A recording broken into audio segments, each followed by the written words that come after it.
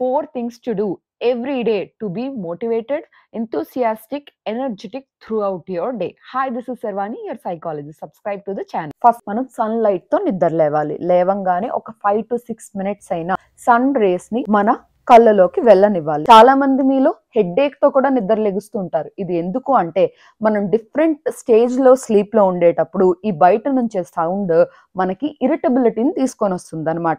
But natural sunlight, అందుకే మీరు Windows ఉంటాయి కదా బెడ్రూమ్ లో, ఈ విండోస్ ని కొంచెం ఓపెన్ చేసి పెట్టుకుంటే ఆటోమేటిక్ గా సన్ రైజ్ అవుతున్నప్పుడు డిఫరెంట్ టైప్ ఆఫ్ లైట్ అన్నది రైజ్ అవుతూ ఉంటుంది కదా, అప్పుడు మన స్లీప్ నుంచి కూడా మనం స్లోలీ నిద్రలేస్తాం అనమాట. ఈ బ్రెయిన్ లో సెరిటానిన్ అన్న ఒక న్యాచురల్ ఎలిమెంట్ అన్నది, natural hormone, it is a happy hormone. ఈ హార్మోన్ ని రిలీజ్ చేసి మనకి ఒక న్యాచురల్ యాంటీ డిప్రెసెంట్ లాగా పనిచేసి యాంగ్జైటీని గానీ డిప్రెషన్ ని గానీ తగ్గించి మీరు మోటివేటెడ్ గా ఉండడానికి, మీరు ప్రొడక్టివ్ గా ఉండడానికి హెల్ప్ చేస్తూ ఉంటుంది అనమాట. So wake up with the light. Second thing వచ్చేటప్పటికి do some sort of physical exercise అనమాట. ఈ ఫిజికల్ ఎక్సర్సైజ్ చేసేటప్పుడు బాడీకి మైండ్ కి ఫ్లెక్సిబిలిటీ అన్నది ఇంక్రీజ్ అవుతుంది. మీ సెల్స్ అన్నవి, బాడీ సెల్స్ అన్నది యాక్టివేట్ అవుతుంది. అండ్ మనం నిద్రలో ఉండేటప్పుడు మన బాడీ రిలాక్సేషన్ కి వెళ్ళిపోతుంది కదా. When you start up a day, మీ ఎనర్జీని మరింత పీక్ చేయడానికి చిన్న exercises, some sort of yoga or gym, లేకపోతే ఇంట్లోనే బ్రీతింగ్ ఎక్సర్సైజ్ చేసినా సరే